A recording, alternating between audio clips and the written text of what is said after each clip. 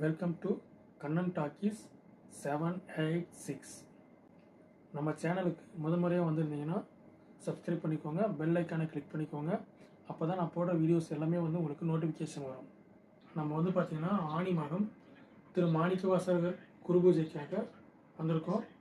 இடம் பார்த்திங்கன்னா திருவிடை மருதூர்.